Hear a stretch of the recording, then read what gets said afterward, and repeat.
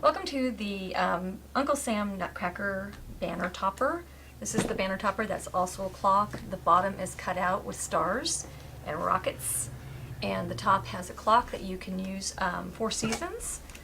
The other seasons include a traditional Nutcracker poinsettia that is, it's got Nutcracker poinsettia and it's Christmassy.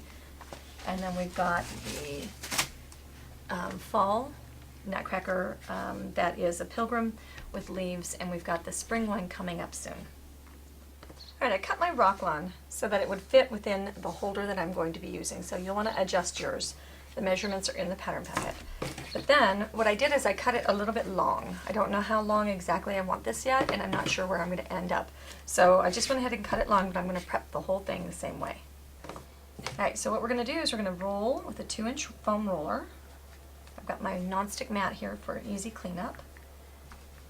And I'm going to go ahead and give it a 1 coat of the bleach sand, because, and even though the color is very close to the background, I want 1 coat of my base coat on and then let it dry, and then I can go back and I can do my slip slap and it won't lift the color off, exposing the color behind it. In this case, it probably wouldn't matter too much, but I'm going to go ahead and just get my first coat on anyway. This has a little bit of a funny texture that will show if it's not quite base coated all the way. I am using Rocklon, and I am on the rough side of the Rocklon. That's the choice that I made today. I'm going to go ahead and prep all 4 of my seasonal panels at the same time, because the prep for Rocklon is, you know, kind of the bugaboo. It just takes a little bit of extra time to dry and stuff. Just work it into the texture of the Rocklon. Okay, the next thing we're going to do, I'm dry here. Sometimes a little bit of nubs kind of raise up on this Rocklon when you get it rolled. So I'm going to take my sanding disc, just knock them down. I don't know what that is, but it's not as fun to paint. That'll happen on your floor cloth as well, even if it's just canvas. It doesn't have anything to do with the Rocklon. It seems to be, I don't know, something to do with the canvasy texture. Okay, so we're going to slip slap the bleach sand in the background. So we'll kind of re-wet our surface. It doesn't have to be even, it just needs to be re-wetted.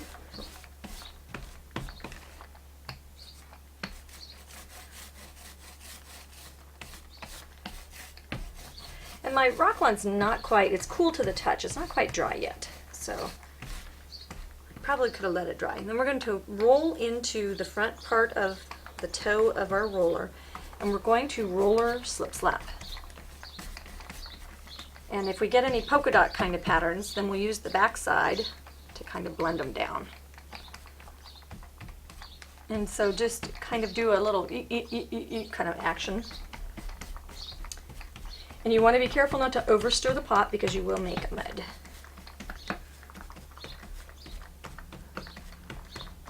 Okay, and we want it kind of a dirty, whitish kind of color. We want some of that texture and movement in the background. So I think that's about right. We could use a sponge for this, but I think it would be too speckly and too splotchy. Okay, one of the ideas that we're going to do is I'm going to drill a hole in here. I'm going to cut out my background paper clock, and I'm going to put my clock on here and then do a faux finish on this part of the clock that will tie it in with this antiqued paper or tea-stained paper.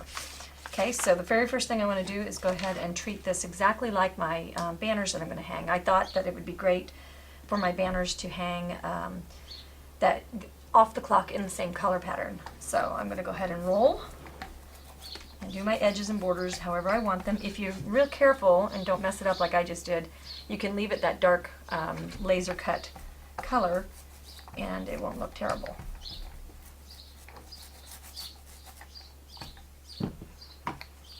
So we'll do exactly the same technique. We're going to pick up the nose of the roller and give it that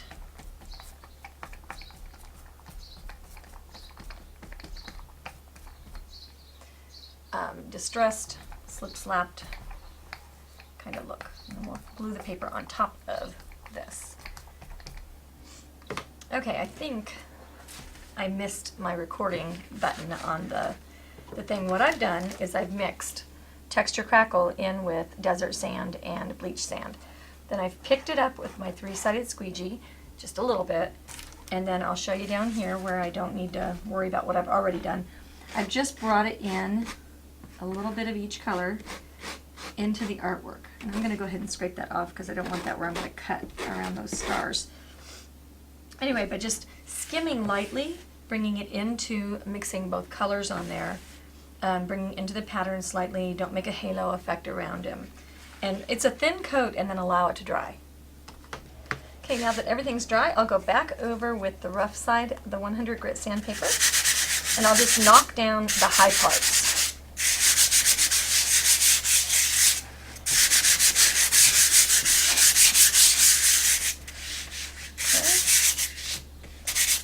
And truly, it's probably a good idea if you're painting all four of these to just go ahead and do this step all at one time with them. That way you don't have to wait and make a mess, sanding dust and all that kind of stuff as you go. I have to film them in this order, so I have to do this. But I would, if it were me, I would do them all at once. And I would probably go ahead and set up my my work to do all of the repetitive tasks at the same time. For example, the base coats all at one time. And maybe the face and the hands all at one time, the eyes and all that. Makes it a little bit easier if you can just get all three faces out of the way at the same time. Now I'll give all of the areas that I have already base coated, I will give them all one more set of base coats after I wipe off all the dust and everything, and then I'll be ready to start painting. Okay, I'm going to take my Elegant Scrolls stencil, and I've got some Tack It Over and Over again, which is this product right here. And I've just dabbed on a couple of spots on both sides so I can flip my stencil over. You want to make sure your stencil's dry before you flip it over and do the other side. And that allows it just to stick down just a little bit. I'm going to use the fingertip dauber, which is a spongy, tight, non-absorbent end that I can stick on my finger, which gives me awesome control. Pat it onto the surface. This is the same technique that I've used on all three, well, the other two previous banners, and then this is the third in the series. And depending on where you come into them, you may not know that there are others. So I'm just going to carry this around. I just want it faint. If I wanted it stronger, I would use a darker color, and I would, this part's loose, I'm going to hold that down with my thumb. I would go about this a different way if I wanted it darker, but I don't want it dark. I just want a little bit curling up just to give it that same movement. We also need to use the, we're going to do the sides with the Harlequin stencil, which if I can find mine.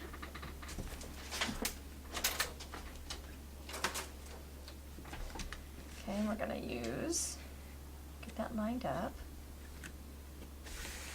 I've got that also with Tack It Over and Over again on it. A little bit of espresso.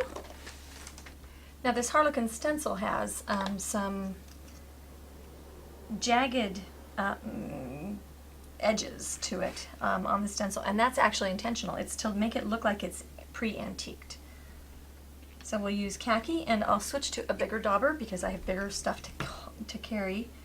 I'll have khaki and a little bit of the espresso. And let's see, where do my stars start? I want this soft. I want it kind of building a little bit stronger at the edges and then really soft to the sides. Okay, just a little double row of them. And you can flip it over and you can do the other side, right on through those scrolls that we just did.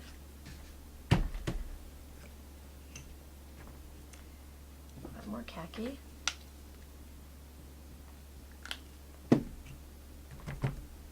Nice borders and things are really easy to do if you use some of these great tools that we have. Now you could, if you wanted to, notice that I just pounded over on my palette. That was because things were coming out a little bit too dark for me. So I wanted to get rid of a little bit of my excess. There we go. But using these tools, it makes it so much easier to come up with an interesting background. You could also use a little bit of the, what do you call that stuff? The texture crackle and tint it with these colors and have these be cracked raised items on the edges. And then you might switch into a larger palette knife like this and just smooth in to your stencil with the texture crackle. So on the first episode, or the second one, I can't remember which, I was using the big dome stencils. Well, we've been having a hard time getting these. So one of the things that you can do, don't be afraid with inexpensive brushes, to throw everything on the table on the floor. I'll use my pattern here just to catch the excess. So this is a China bristle stippler, and they are invaluable tools. I'm going to give him a haircut and make his head be a little bit rounded. And that will give me a great dome look. About the same price, just takes a few seconds with your scissors. You could trim it down shorter so it would be a little bit tighter if you wanted to. You could make it a snaggle tooth by cutting out middle hairs. You can do all kinds of stuff. Okay, so I'll just get rid of the excess hairs. And now I've got this awesome brush that I can use as my dome stencil brush. On the daubers, when they're dirty like this, what I do is I've got my big water basin, the Artist Studio water basin, and it's big enough to actually put things in, so I just let them float in there until I'm ready to go clean. And I do the same thing with my wool sea sponge. Now I'll go in here, this is a dry rub technique. I'll go into my espresso, a little bit of khaki. I'll dry off all the paint on my paper towel, my dry paper towel. And then we're going to go into behind these details and scumble.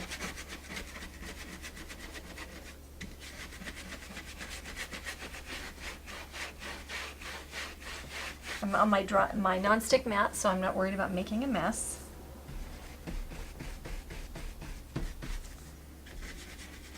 And this is going to help just sink things into where they belong. Now, I probably would call this a mistake, but it's not really a mistake because now I can talk about it. So I can say I did it intentionally, right? One of the things that we're going to want to do, so I'm trying to frame in this artwork. Well, if I have big white open spaces right down in here where my stars are, it's not going to sit very well. It's going to look like things are floating on a big white space. So what I'll do is reload, and then where everything is coming out, I will get that a little bit darker than everything else. And that will give it a ground to kind of sit in.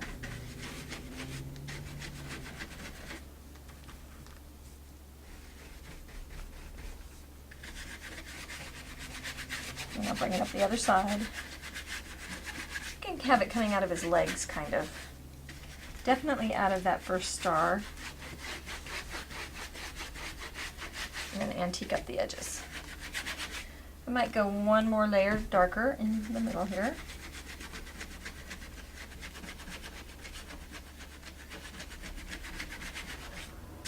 And maybe even one more layer. The neat thing about the dry rubbing is you can really sneak up in it. You don't have to get there all at one time. You can do a little dust, a little dust, a little dust, and eventually get there. These brushes are dirt cheap, like a couple bucks. So you can have a bunch of dry ones. You've got to use this technique dry. You can't have a wet brush doing it, otherwise this brush carries so much water it would be a mess. It would just be like washing. And you can use these for background and base coating as well. Okay, so I'm going to go straight up the sides. And what's neat about this technique is it's going to catch on all that wonderful texture that I put there. So it's going to create another layer, another level of antiquing, or another level of detail. And I'll go ahead and go across the top.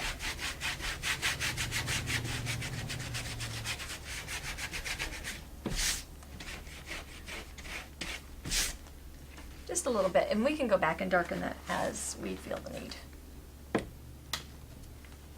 Okay, the next thing we're going to do is start dry rubbing on some of our accents. We're going to start in our face area, and let's just get his face dry rubbing done. We're going to use crescent brushes, and we're going to use bleach sand for his initial highlight for his face.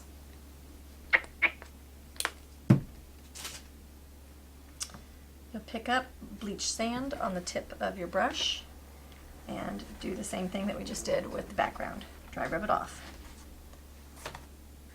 Okay, keep your paper towel out of your paint.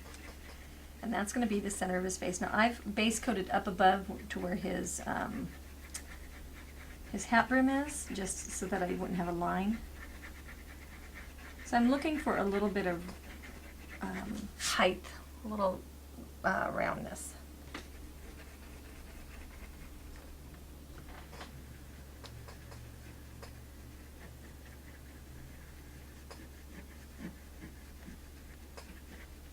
We'll do the same for his hands. Oh, we didn't get that one. We base coated.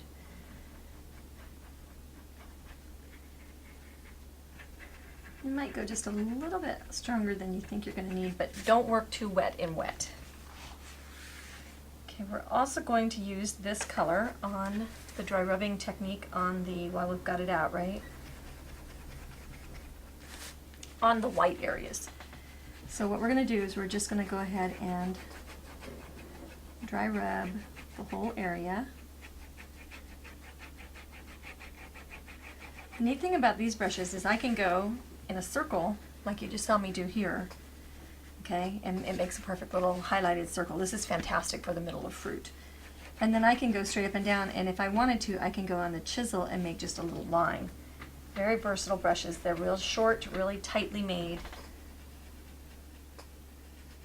So just scumble around, get just a little bit. This is an aged white, so I just want it not to be quite so dirty like the khaki is, but I don't want it so bright like the bleach sand is.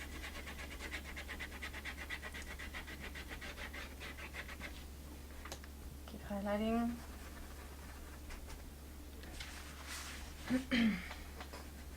Might go up one more level up here.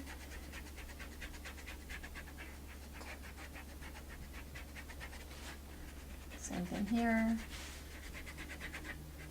I can rotate my brush, use the paint on all the sides. And we'll do his pants the same way.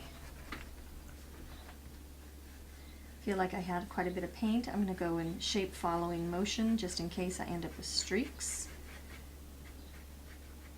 Try to stay out of my base coat on my coat. You really don't have to take it all the way up because there's going to be a lovely shadow area up where things go under each other. We'll go up here in his shirt area. Give him a little bit of highlight, maybe a little bit more in his pants. Okay, we're ready to shade his face. We're going to use clean brush. How does that sound?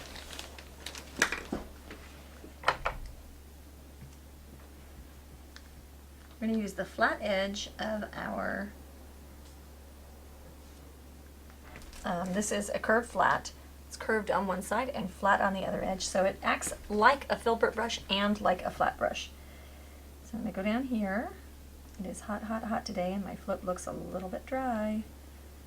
So how can you tell that? I can see the texture of my surface.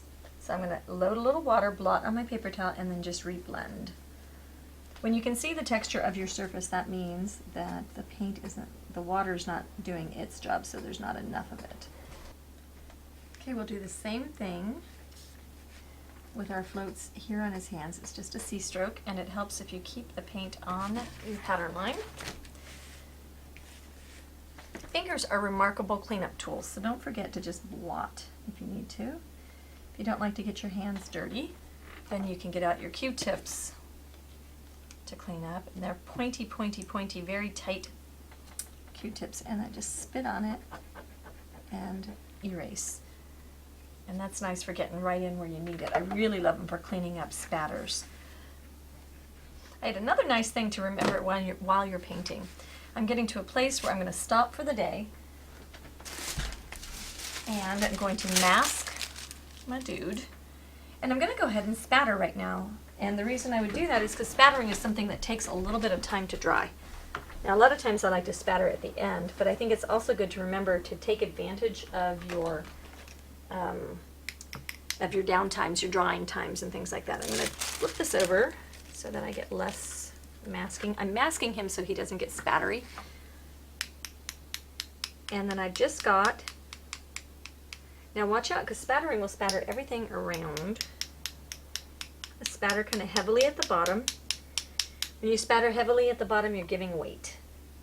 You want to put weight on things so that they feel more balanced. And spattering takes over the universe, so be careful not to, go overkill. Do a little bit at the top. The more water you have, the bigger your spatters. And then I can remove that. And now I've got my spatters all done, and as I leave this to dry for the night, when I get back they'll all be dry and I don't have to worry about that step. I've got my base coats done and they're dry, or almost dry. I'm going to dry rub with the bleach sand on the khaki tan areas. This is our white. We're going to go right in the middle of it, just to kind of brighten it up. I'm not wiping it off tremendously a lot. Okay, we'll just get that lightened up. We're going to do the same on all of these areas. Almost dry brushing instead of dry rubbing. I've got just a juicier load of paint on my brush, but look at how much brighter that one is than that. But I like how the khaki tan gives us a place to settle. So I'm not trying to cover up the khaki tan. I'm trying to make a little bit more rustic look than crisp white would do. I'm going to ignore my beard and I'm going to go, I think I already did this highlight, but I'll just do it again. And then I'll go on the lace cuffs. I'm not sure if he'd have lace, but he got them in this case.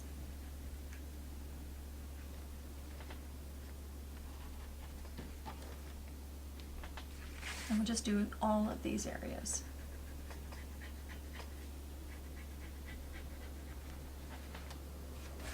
The hat's a little bit more particular as far as where we do stuff. It has reasons. So we're going to, and we'll float to increase this, but we're going to do the brim.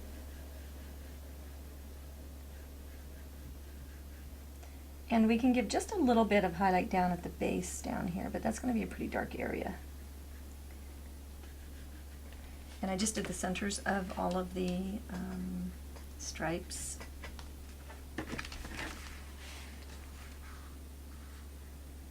Okay, so next we'll float. All right, we're going to shade with Mississippi Mud.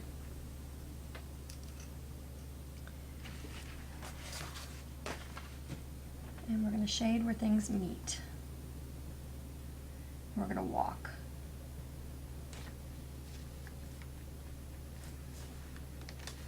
Get a little bit closer.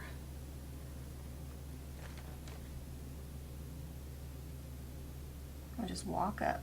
Walking is where you put your brush down and then you just continue floating up from there. If I got on my red a little bit with this color, it wouldn't matter.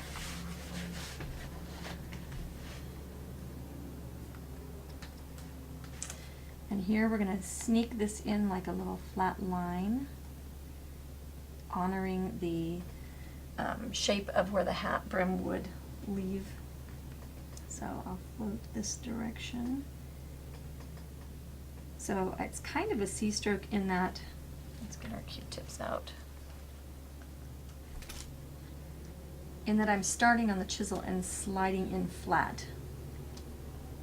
Reinforce. Okay, now I need a skinny float. So I'll wash my brush. I'll load just the flat edge of this curved flat brush.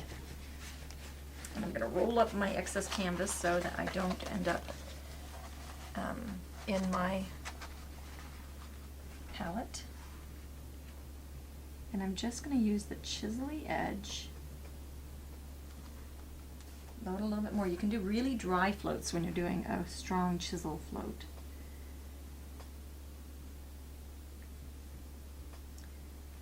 Okay, and that's going to give it the impression that it is rolling back over. And then while I'm here, I'll load a little bit more paint to get it wider, and then I'll do the top of his hat.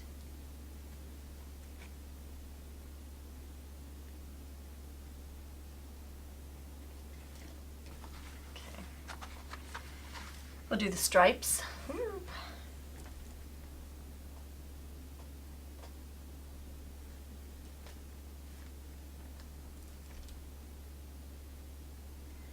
things end. Where things are under and over, we always shade. So we know that the blue connects with that, and we know that this line is a fold. We want to increase the illusion that that is a fold. And we'll do the same here. I'm going to keep it very straight. Okay, then flip them around and do the opposite sides.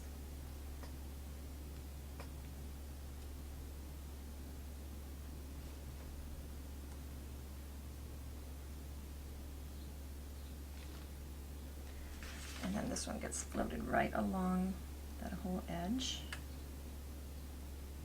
and next to the blue field.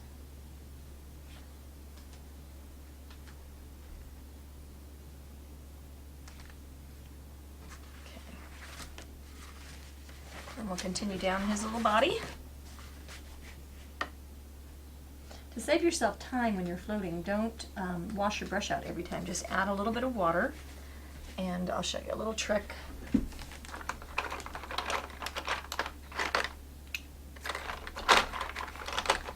I've got mini misters here that are filled with, I've got alcohol and I've labeled them, extender and water. And so what you can do with the mini misters is just squirt them on your palette and the little bubbles will get bigger and bigger and bigger. And so what I can do when I've got my brush ready for floating, with my clean side, I can just slurp up a couple and then reblend, and I don't need to worry about dipping into water and getting it too wet. So then we'll go over here. I'm going to shade right on top of my beard and underneath the bow tie on either side of the lace cuff, where his pants meet up here and under his coat. So we'll do a little angle thing right there. And we'll walk that down. You can almost just kind of smear that down just a little bit, because that's going to be a really pretty shaded area.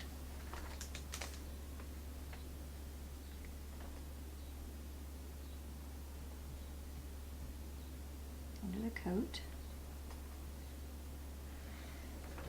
A chisel float under where his arms meet the lace.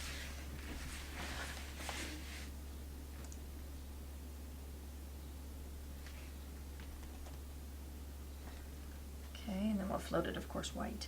And then if I need to, I can go back and strengthen. I don't feel like I got enough depth. Where his hat curls under, that's a really dark area.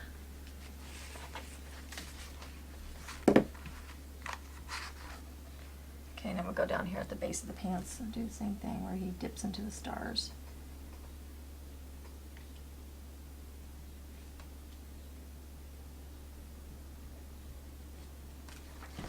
Okay, I think those are good. Now we'll float bleach sand.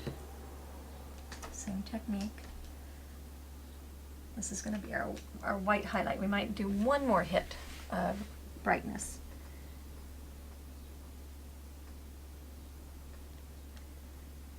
Okay, and just maybe streak in his pants.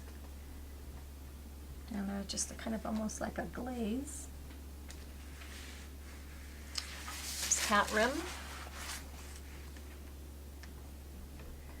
And this, I need to use my chisel this way, and then I can flatten out, and then I need to end on my chisel.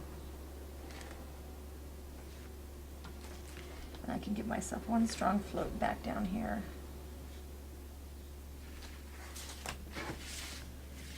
And I don't know if he's going to need more white or not. I'm going to go ahead and let that wait. On the flag,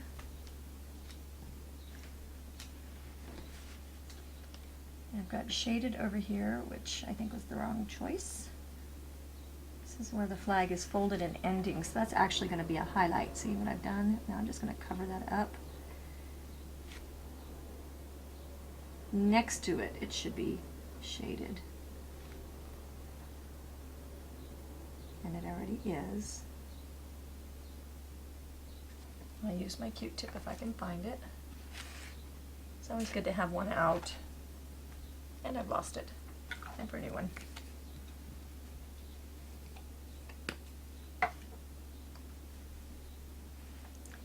Keep it off my red.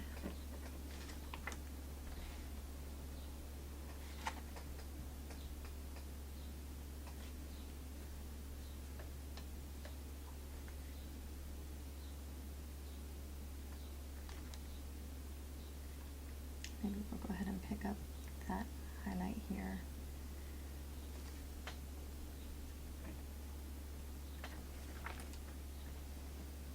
We'll see where we get when we're done and adjust. Okay, this gets a little highlight on the end where it's tipping around. Could also get shaded. I think for our purposes here, we're going to go ahead and highlight.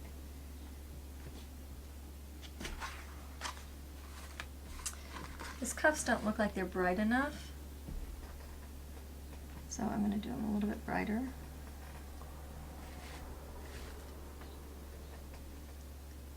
You don't want Uncle Sam to have dirty cuffs.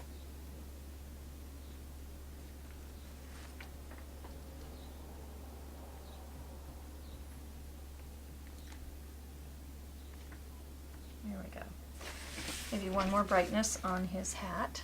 So now I'm thinking I am going brighter, so I may come in with a little bit of white after.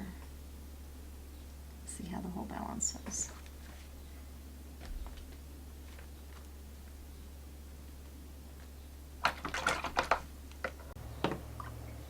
We're going to use graphite to shade his hair.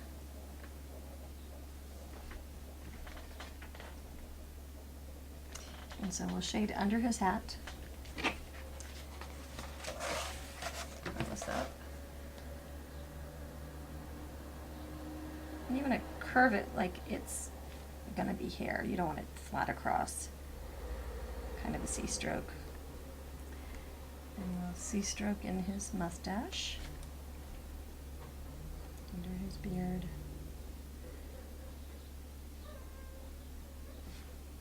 Same thing every time the hair comes over something else.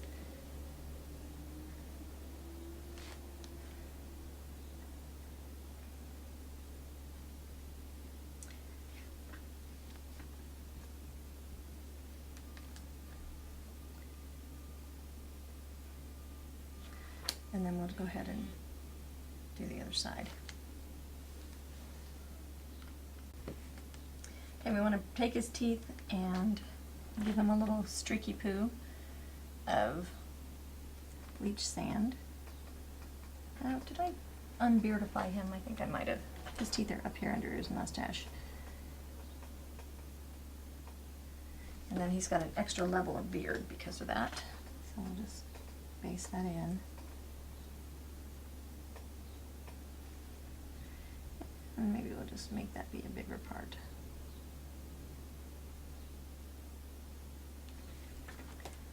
I'll have to reshade that. Now his nose gets highlighted with the bleach sand as well. That's just like a dry brush, so blob off on your paper towel.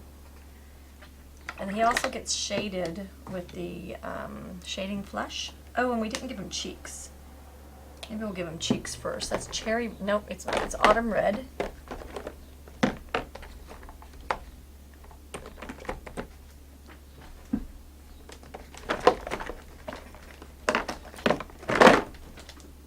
In the meantime, his eye can be bleach sand.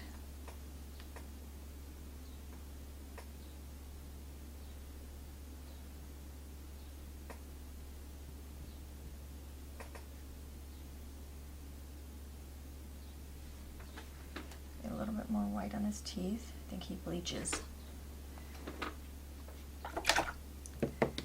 We'll dry rub with the autumn red.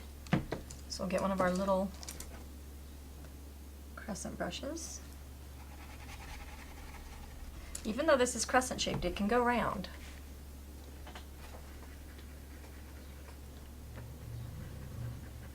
Go right on his mustache, it's okay.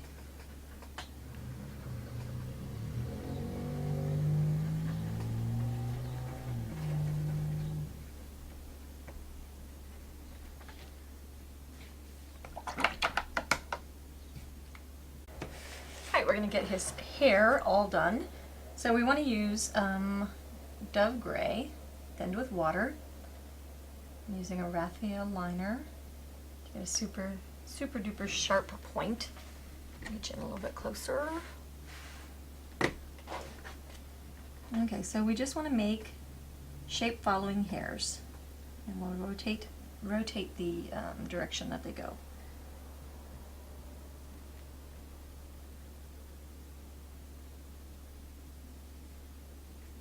And it's a very casual, there's no, there's the line, because that would be very wiggly and very, I don't know, it just wouldn't look very good. So you need to have a confident movement, and that will help your lining tremendously. Do his beard the same way. Don't worry about going in or out of the lines. And his mustache, overs and unders and straights. The other thing that is handy to do is to make sure that your hand is pointing in the direction that's comfortable for you to line. I'll give him a few bristly brows.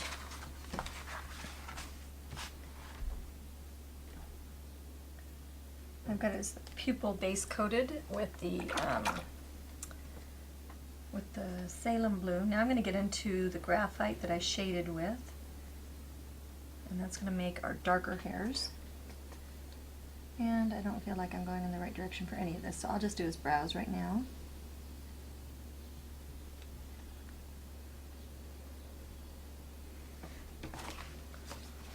Flip them back over. Whoop.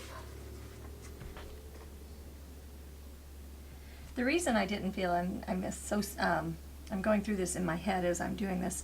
The reason I didn't feel like I was going the right direction is because when you first put down, you're going to have a heavier stroke, and then when you lift up, you're going to have a really dainty stroke. Hairs should end on the dainty end, and so if I was going to go ahead and plop down and do this upside down, then I would be making a blunt-ended hair, and that is not the effect that we want for our hair. Like, you could go in either direction, but it's whether or not it ends correctly.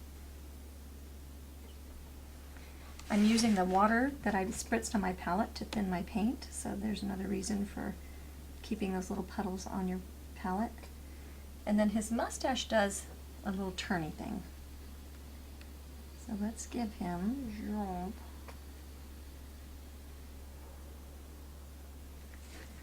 And I don't know, he's gotten a little bit less gray-haired than I think Uncle Sam should be, because he was definitely a white-haired gentleman. So I'm going to go back into my gray, my Dove Gray, and I'm going to put down a little bit stronger highlights. And maybe we'll make his mustache be a little bit.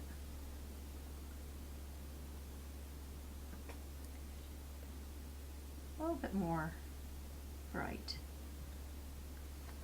We could even go into bleach sand to increase it if we feel like we need to. These brows can't be too dark.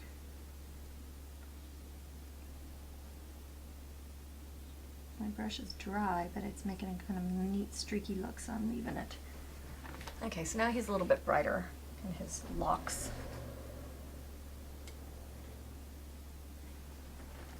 I think we're happy with that.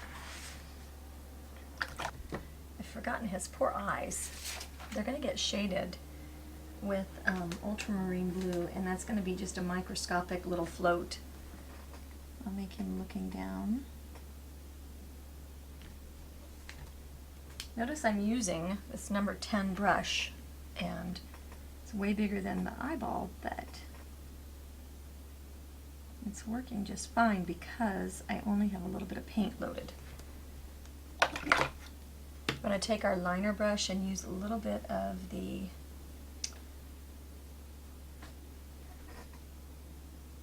I'm going to put a line above his eye. You could do the graphite. I've got a little bit of pink in there and a little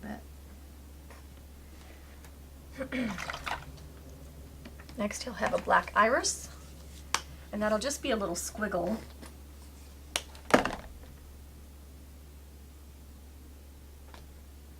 You want this a little bit drier so that you have control. So it's just a couple of little triangular shaped lines. And then when that dries, we'll give it a dot of white. I think his teeth still could use a little brightening. I'm going to give him one more coat. Okay, that's a little better. Okay, he's a handsome dude. We'll give him his little sparkle. You could use white. I'm going to just use the bleached. Okay, I think he's good. Now it's time to do our blue. I'm going to use the slate gray that I used for his hair. And I'm going to create roundness up the middle of all the cylindrical shapes. Okay, so I'm using the chisel edge of the brush, switching wider as I need it to be.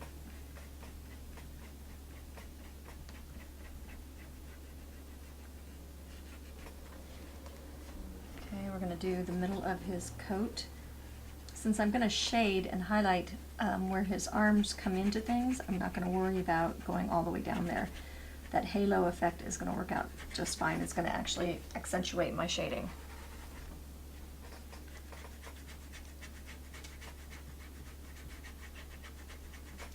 Okay, we're probably going to need to repeat this. It's not coming out very, very strong.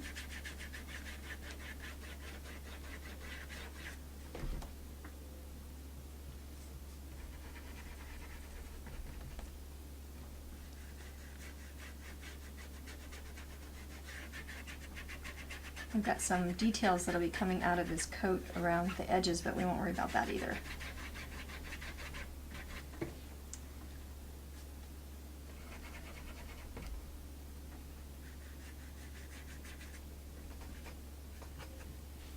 Center of his hat band and the blue flag, the blue field of the flag. I'm going to go, let's try the dove gray, pardon me.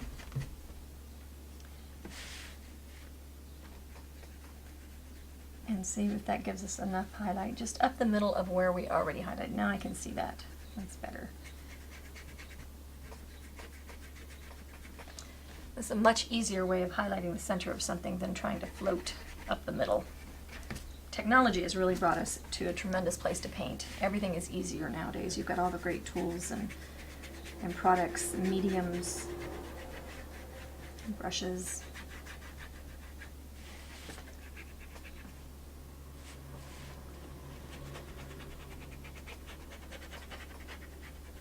Online videos, all of it. Okay, I am going to go up one more notch with the bleach sand, and that's just going to be a little bit more streaky, and that should get me where I want to go.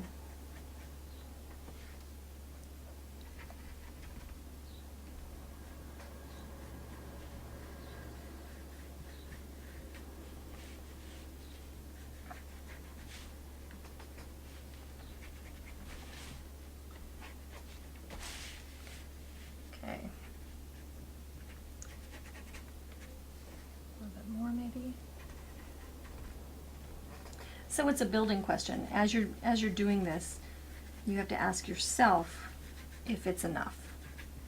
You know, you have to say, okay, where are we at? How does it look? Is it balanced? Does it stand out from everything else around it? You know, blue is a calm, cool color, and it's next to red, so of course the blue is gonna maybe stand out anyway, but asking yourself that question, is it enough, is always a safe thing to do. Okay, so we're going to go into the ultramarine blue, and I'm going to try this. I'm not sure I'm going to like this color for my shade color. It might almost be a glaze color, so we'll start up here on the flag. So this might glaze my blue a little brighter, as well as shade it.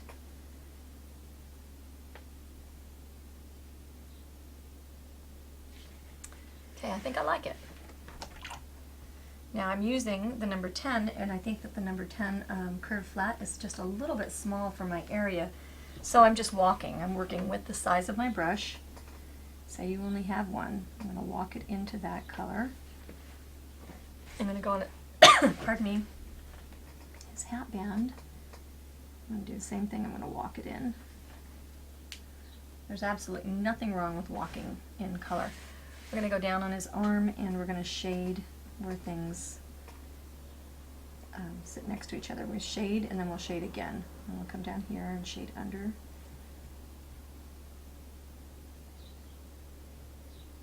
And walking out. Okay, and that almost creates a wash kind of a look. That gives the blue a little bit more vibrancy. There wasn't a very good blue in the palette for me to choose from. Okay, now we're going to go over here. We're going to do the same thing. And he's got these little elbow things. We'll just shade those right now. Shade next to his cuff. Be careful not to cut through your floats. If you cut through the floats, then they make little marks and it doesn't look very good.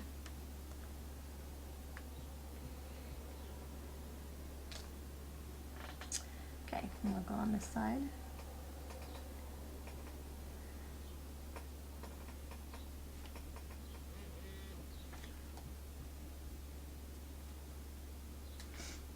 And we'll just keep repeating. Floating under everything. Blending with your fingertip if needed. We'll shade opposite here, like so I have to go under his hair, on his shoulder top. And then we'll flip him around and finish the floats on this side. Hat. And then he needs that shade going across the hat as well.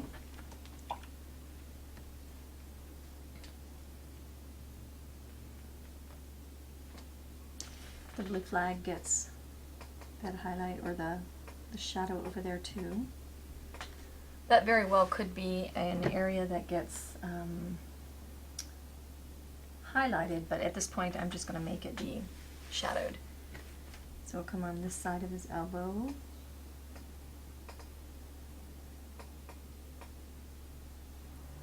And then we shade float, which means back-to-back floats, where things come in together. Loving picking up those little water drops.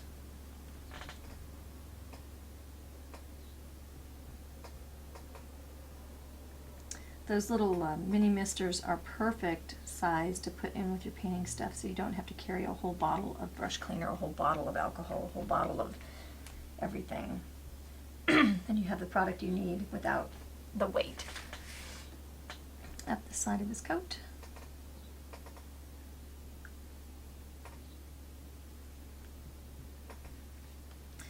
I'm out of juice, but if I work it, I might be able to stretch it.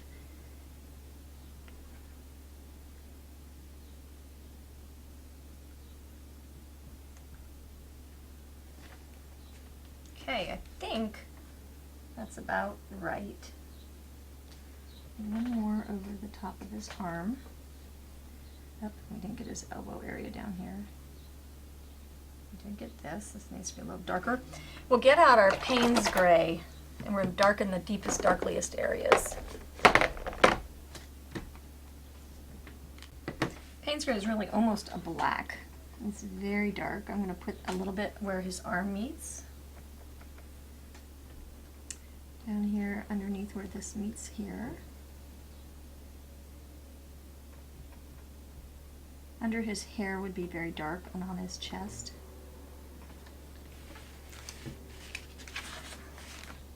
His hat band where it disappears behind.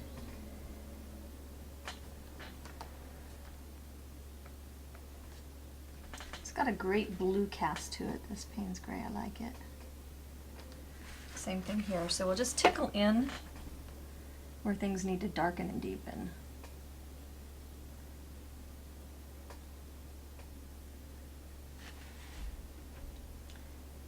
Got a little too choppy there. Come back and fix it.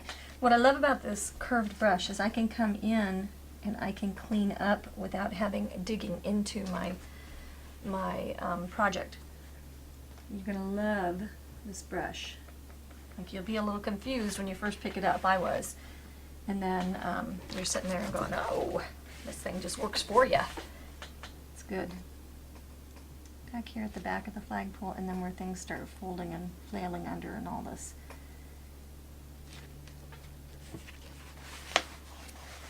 And we're looking at the whole thing, looking for depth.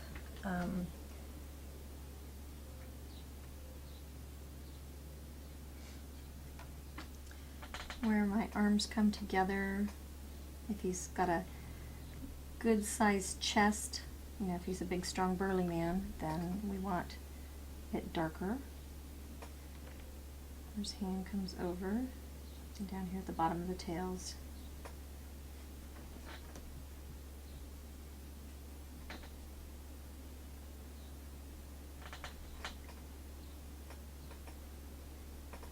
Under his arm.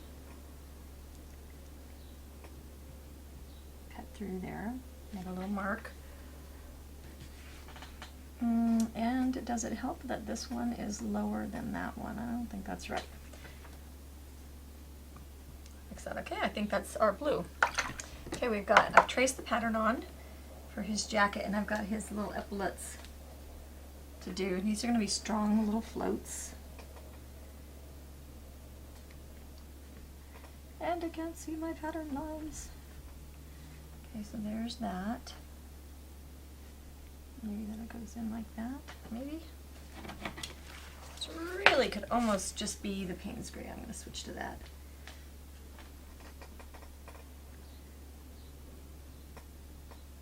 What do I have?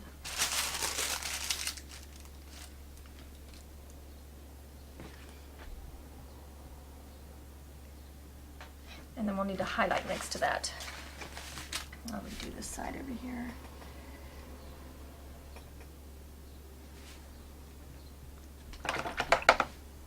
So we'll go in with the mirror. Let's do the dove gray.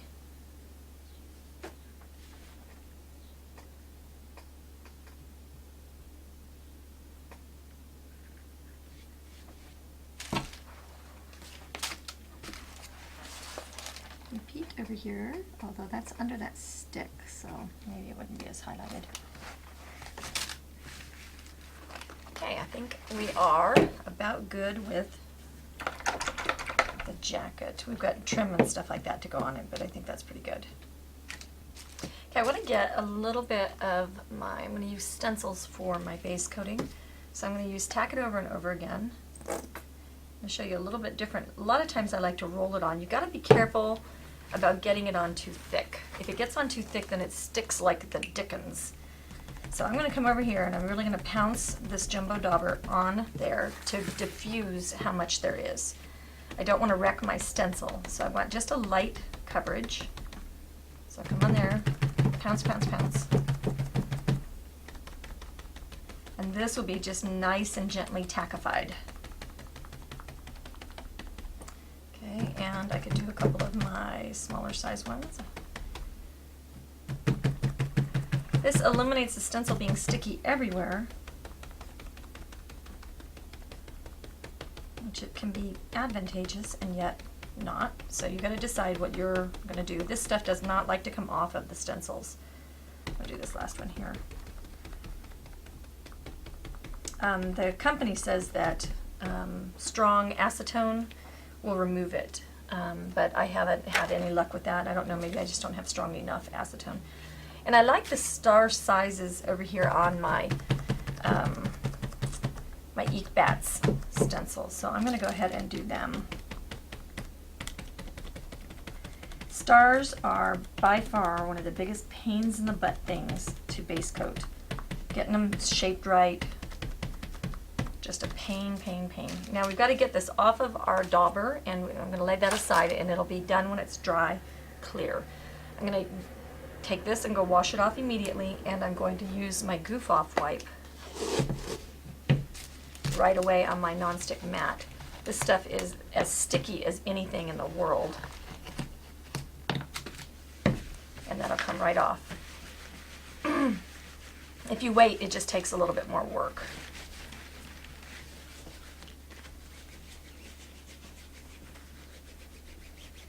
The nonstick mat is one of my favorite new products. You can use it to do your embossing. You can heat it up to 500 degrees. It is non-stick both sides, so it's reversible if you get one side messy and you don't want to clean it up right away. It's just a perfect product for us. It's big enough to put a project on without feeling like you have to shift around. Alright, I'm getting ready to trace this lower detail, and because I've muddied up the background with my brown, my tracing with the gray, I've got my worn out tracing paper and it is seriously worn out. But I'm not being able to see my line work. I don't believe in large pieces of graphite paper because people tend to make marks all over their piece with them. So I generally, and people meaning me as well, so now I have a brand new piece of graphite. What do I do with this? Because it's going to be way too dark. So what I'll do is I'll put it on a paper towel. I'll take a paper towel and I will wipe off all this excess goo that's on there. And that's a lot of excess goo. And now I will try tracing it, and I will use light pressure, and now I've got to know, okay, which side is up. So I'll scratch, nope, not that side, there you go. That's going to be dark. Get lined back up, and then what I'll do is play a game of peekaboo. I'll use light pressure,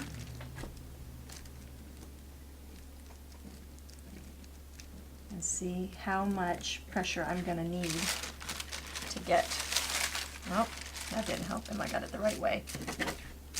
Yeah.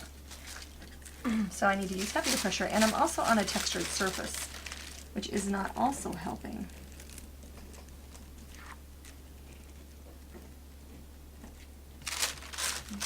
Now. Almost. So heavier pressure. But it's good to know. It's good to try it and then see. And now I can kind of tell where that's at.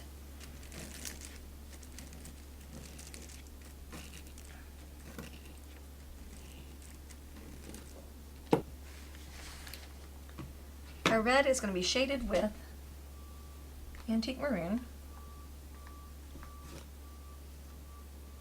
And I don't know if this is quite going to come out dark enough.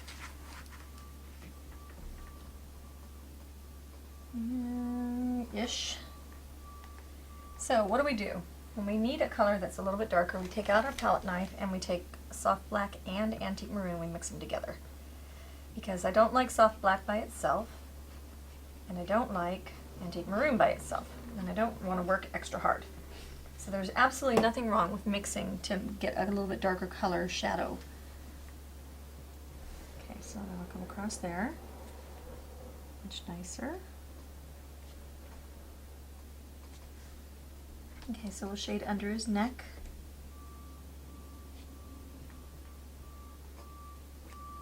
And we'll shade on the edges of the flag.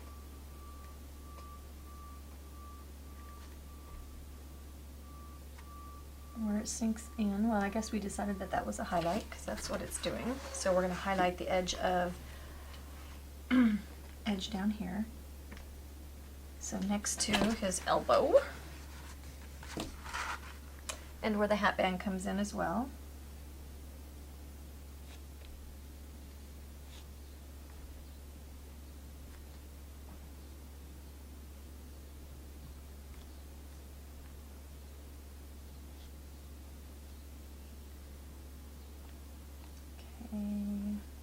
It's a highlight, that's a highlight. This should be shadowed over here where it disappears behind that fold. Okay, that's giving everything a little bit more depth. And maybe I could walk up a little bit more on that.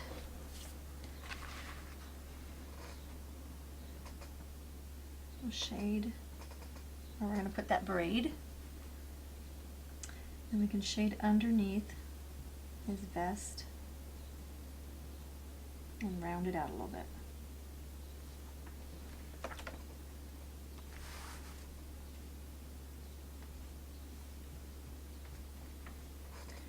And then under wherever it tucks, behind things.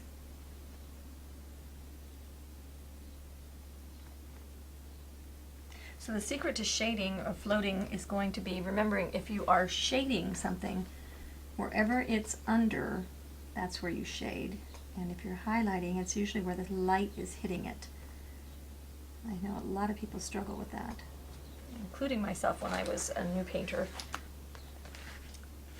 It's just a matter of, you know, getting that detail down. Once you've got it, you understand it.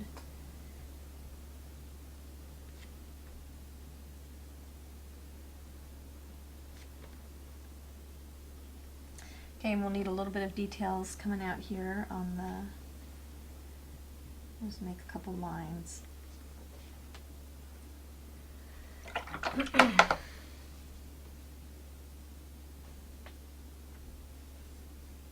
Now his pants are red on either edge, so I'm going to go ahead and take the opportunity to shade the pants there because they're disappearing around his leg.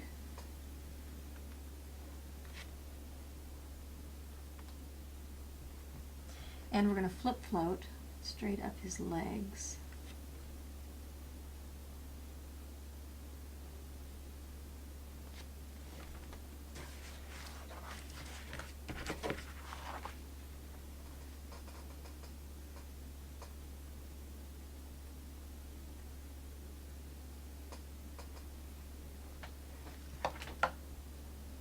I've changed palette paper and I no longer have my wet dots and I'm missing them, so I'm going to have to put some more out.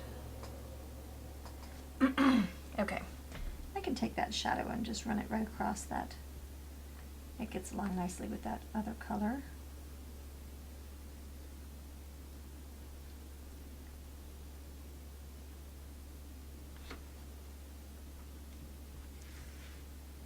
And we've got to do the hat on either side of the hat.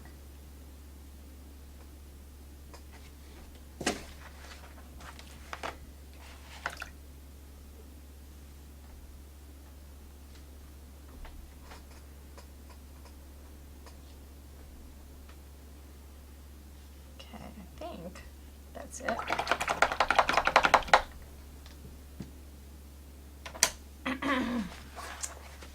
Okay, next, we'll wait for that to dry and we'll highlight. In the meantime, I think the braid on his jacket,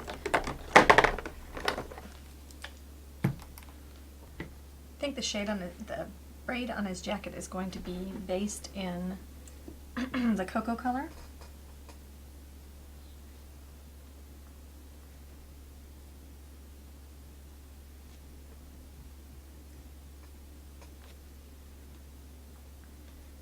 Just run it right through that star.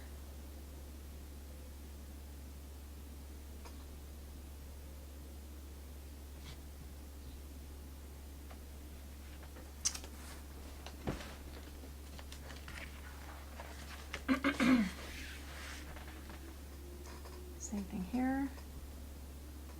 And that's going to be covering, so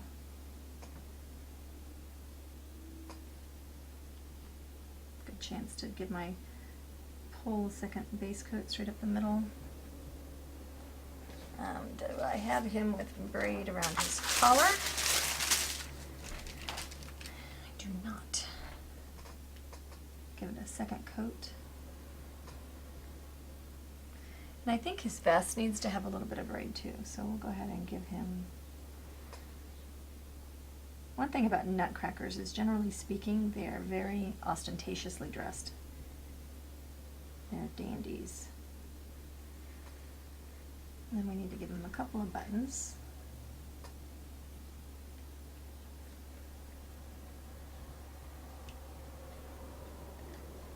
And one sneaking out over here. Okay.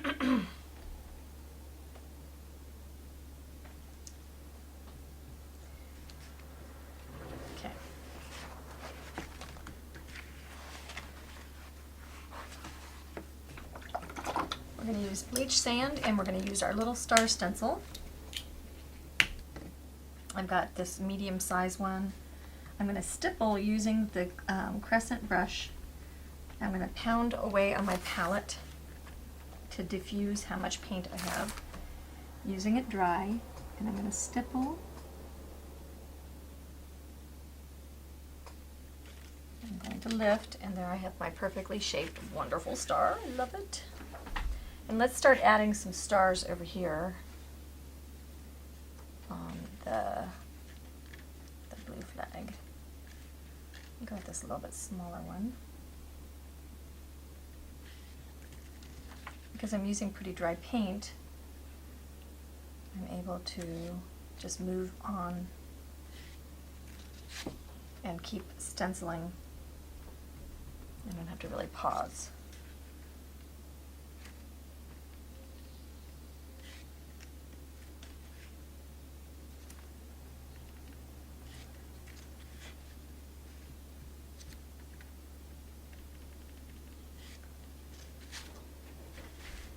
Much easier than base coating.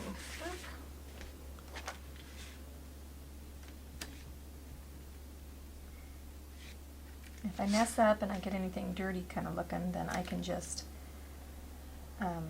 base blue and clean it up.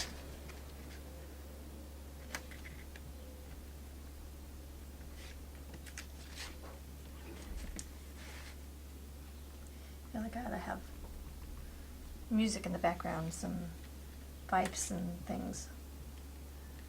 Keep that off of my white background.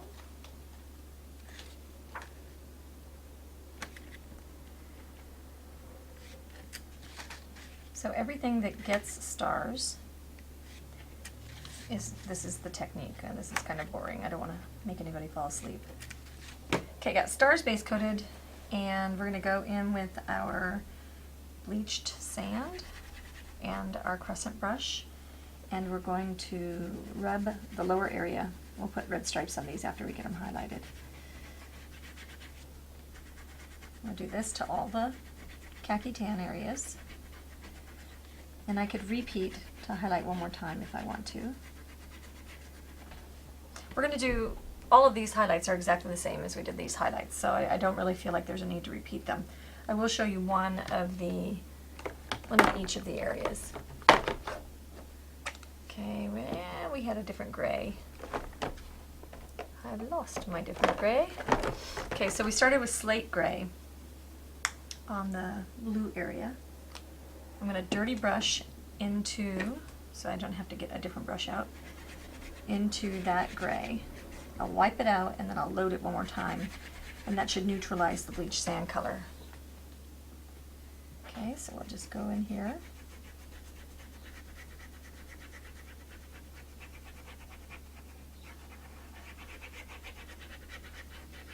Highlight that, then we'll switch into the dove gray. Pick that up.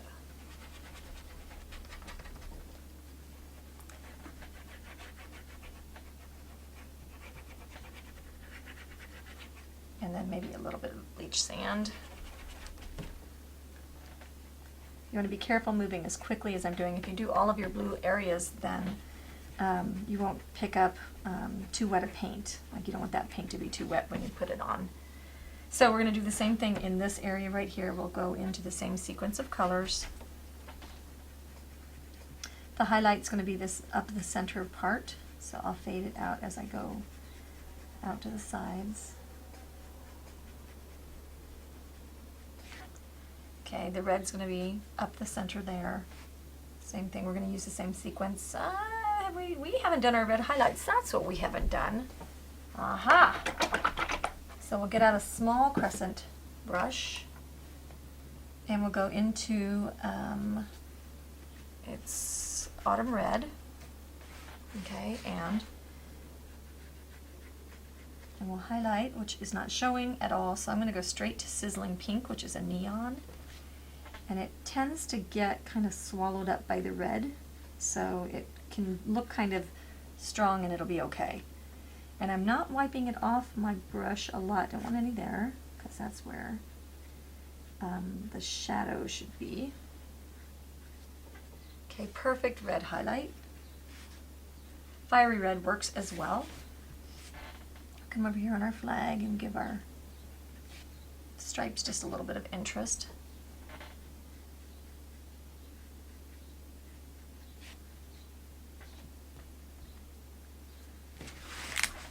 Can go on our vest. And on our bow tie, just on the edge there, some brightness up the middle of his hat.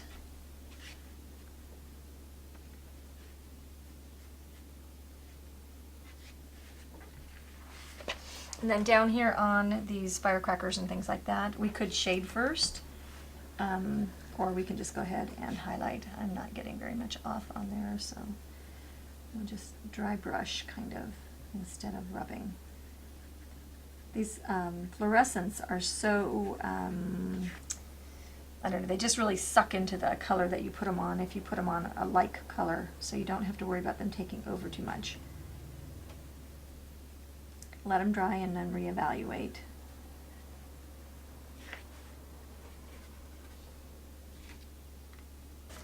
On the red, we're going to add a final little highlight with bleached sand. And we might put that pink on top, but I wanted a little sparklier highlight down here.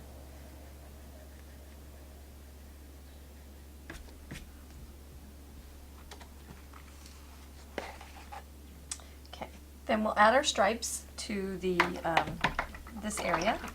Don't know what color these things are going to be in here yet. I haven't decided yet. And then we'll start shading. So our shading process is going to be exactly the same as the blues and the reds above. So we'll use our ultramarine blue and we'll float on our blue areas down here. A lot of repetition. Once you get it, you're going to have it. It's nice listen to music and jam out kind of work.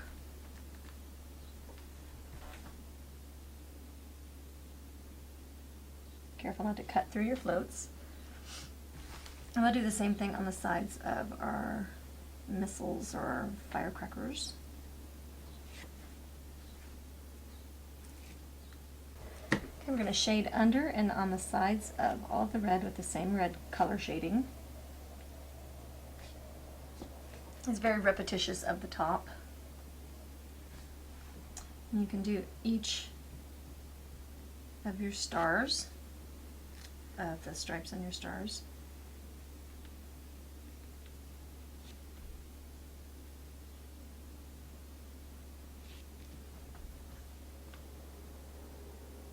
And this is the same red mix.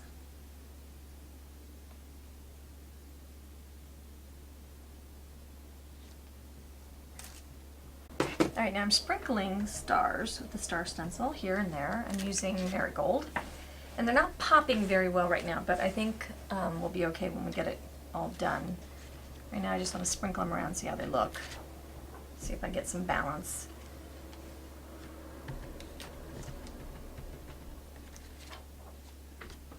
Okay, this is all kind of a big, wild, crazy bunch of stuff down here. Let's see, do I want that red? So I've got two brushes, one with red, one with gold.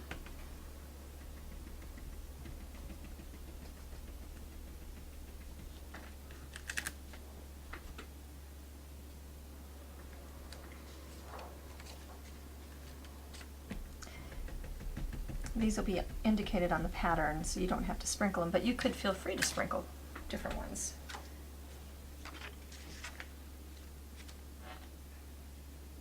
Keep it right there on that line. And bring a couple out here.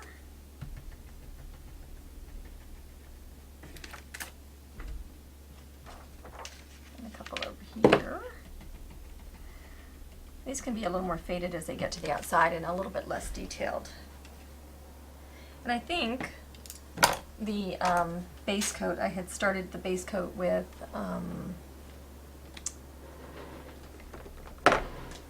the base coat for these sticks with the, whichever color that was, the camel color, the cocoa color. And I think we're going to need espresso. We need something with a little more weight in there. And I don't want to go as dark as the red shading color, so we'll just use espresso. And we'll give our sticks just a little bit more of a wood look instead of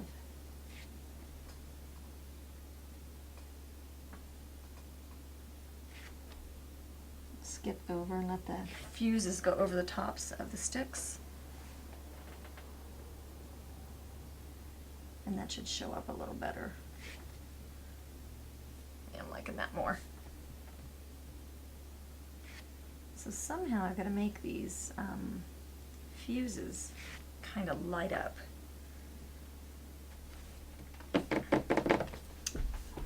Decisions. I got 4 sticks, okay. I'll leave that and I'll go on to, let's go up to our other gold areas. Okay, so we'll need a highlight. I'm going to use a dry brush. So I'm just using a round brush with juicy paint, but I'm going to skim it over the handle of the stick.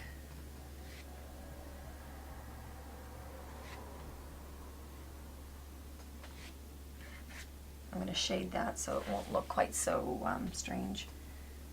And same thing here, I'm just going to pat in some center color with marigold. Give it a little bit brassier look. And on our trumpet, the same deal.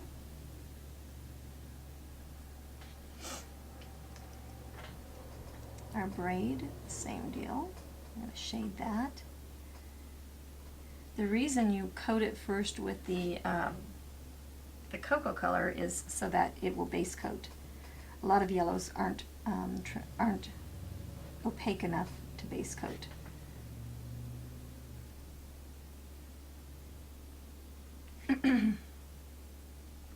Our brass buttons need to get a little bit more yellowified. That brings some yellow up into the piece. And we'll bring this along this trumpet.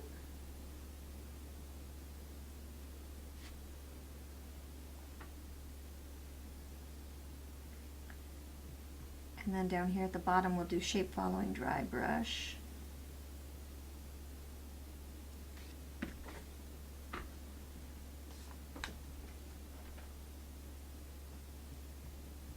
Make our stars have a little bit more gold feel to them.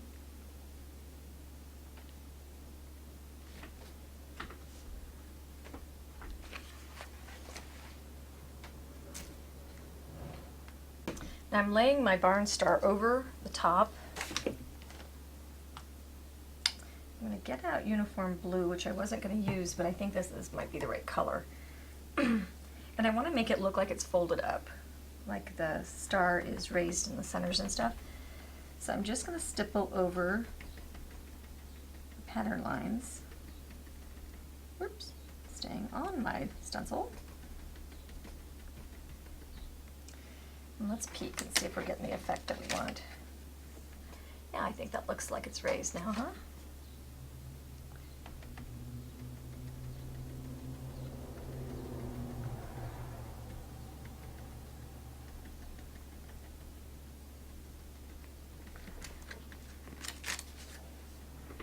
Yeah, I like that. And then we'll add a sharp highlight and a sharp shadow and stuff like that. We'll do the same over here with the red, with the blue area.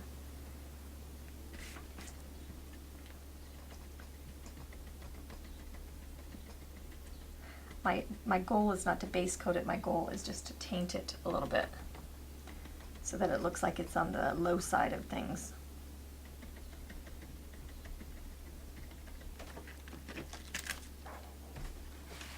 Yeah, that's kind of cool. Okay, we'll put that back over and do the red.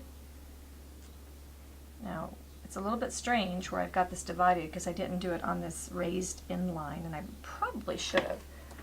I'm not sure if I care yet or not. And what color do we think we want for that? Let's go with the antique maroon. And I think I want to keep that just straight up and down.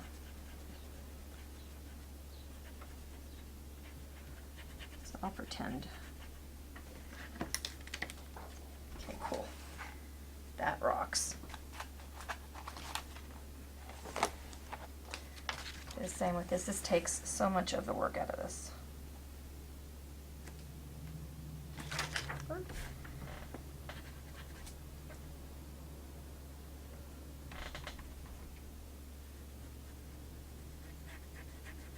Gives it a nice crisp line.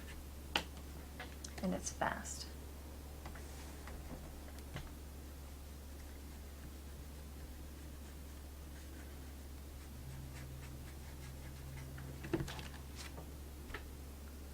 Awesome. Okay, so now we have raised edges. Get those brushes in water, and then we'll give them a nice strong like shadow color and highlight color. So we'll float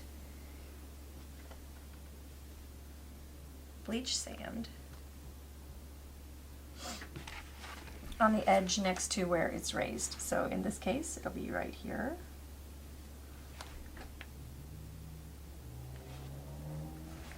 And that gives it just a little bit more I am a raised thing look. Same thing on this.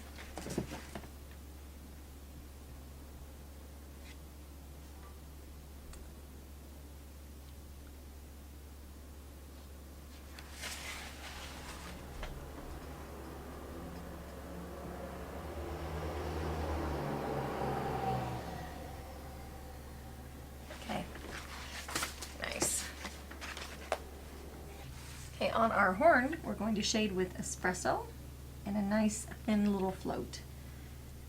And so we're going to chisel that in. We want to do the same on his pole.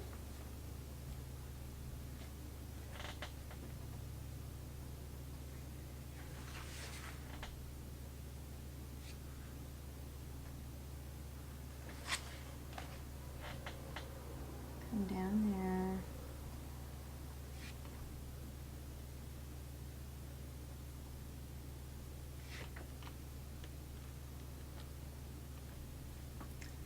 Underneath the mouthpiece.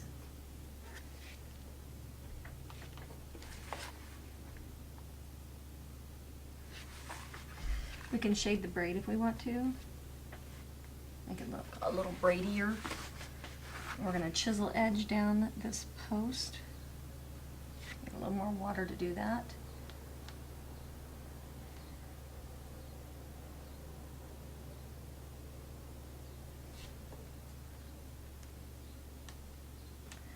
And we'll give the bird a little bit of detail as well. Like a great big giant brown head. We're going to add a little bit of other details to him, so this doesn't have to be exact. Go up the other side of the pole and the trumpet.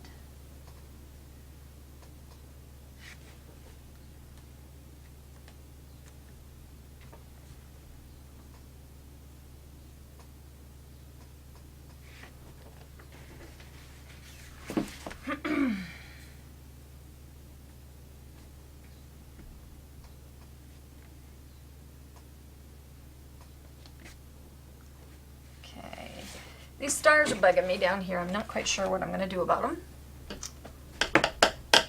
And we've got to get these sparkly, so let's work on that right now. Let's go ahead and go into wet brush into Marigold, and let's give our fuses a little bit of a highlight and see if we can't bring them up.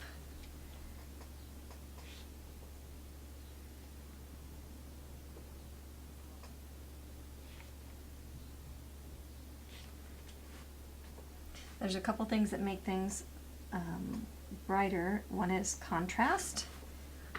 So we have very little contrast between our background and our fuses. So let's add some contrast. I'm going to go into the dark red mix, a little bit of water, not a lot of water, because if it dilutes too much, it won't be very strong. I need it just enough so it'll line. And so then what I'll do is I'll line next to this. See if I get any more pop.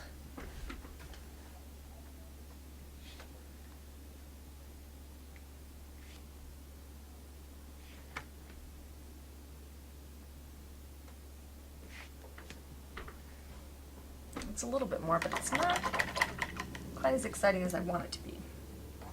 So we'll try adding a little bit of white.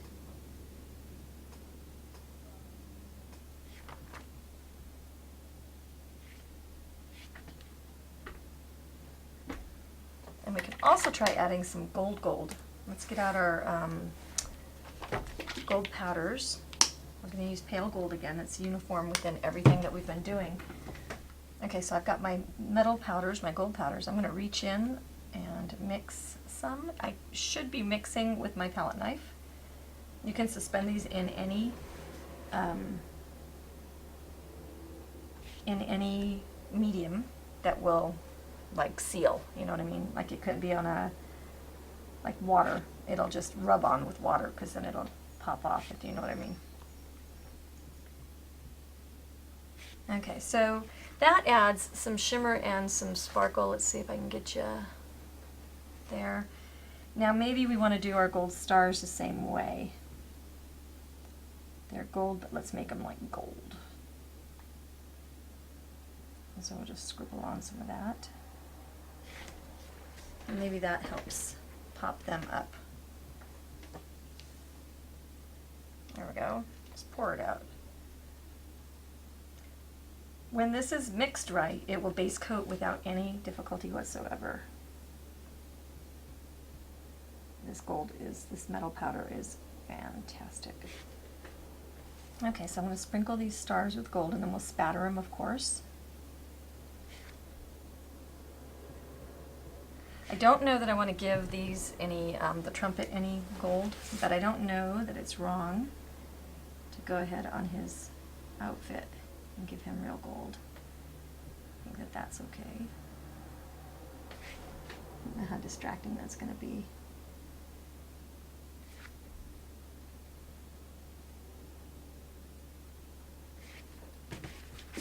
Kind of adds a little touch. And obviously our eagle needs to have a little bit of that love as well.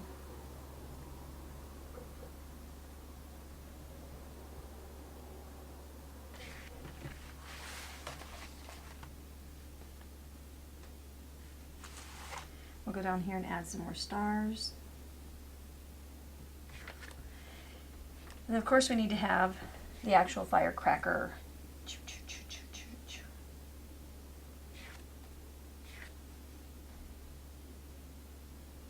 And we'll spatter that.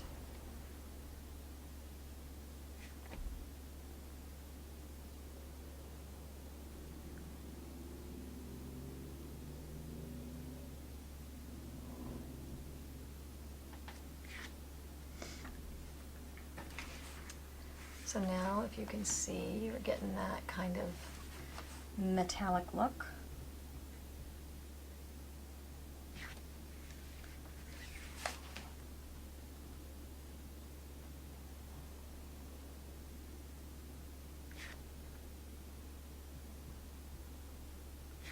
For a gold star down here, I guess we get some gold metals.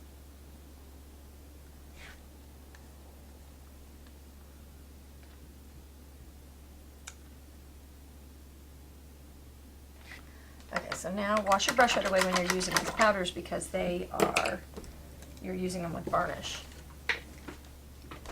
I'm going to stand up and I'm going to get out my 1/2 inch, what is this thing called? White Wonder brush. I'm going to get my metal powders, a little bit of water, and a heavy-handed brush, and tap off, and make some fireworks.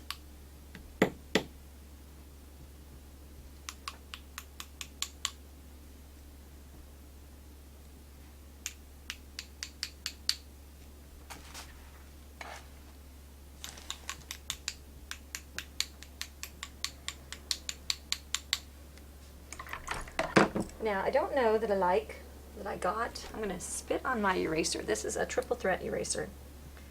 And I'm going to spit on it and erase off the gold flecks. When this eraser is wet, it will erase fresh paint. When it is dry, it will not erase anything but graphite lines. And it is a triple threat. Okay, I don't mind a couple speckles. All right, I think we might be ready to go. Okay, the next thing I'm going to do, I have a glass palette that has got Tack It Over and Over Again on it, that's dry. And I have my precision detail knife. And I've got my heavier magnetic magnifying ruler. Because now, this time, everything's straight. So I'm going to put your finger right on in. You just use those straight lines. And if I cut all the way down to the edge, there we go. Easy, easy, cheesy to cut all these little angles and things like that, and you get right into the detail. So the Tack It Over and Over Again helps you keep your rock down on the surface so that you can cut it and doesn't shift and move around. Okay, my final step is going to be to spatter the white areas, so I'll mask my flag. Nope. Mask my man.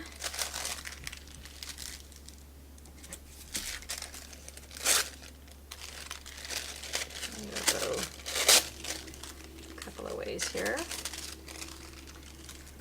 And then I'm going to mask my topper, which I've already loaded him into. I don't want any more spatters on that. I'll move his teammates over. I'll get out white. This just adds a little bit of a punch in the middle, gives him a little bit more of that texture. Heavy brush.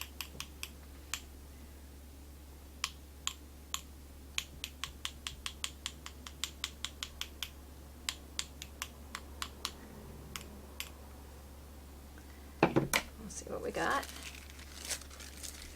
Okay, nice. All right, well, welcome to Stars and Stripes.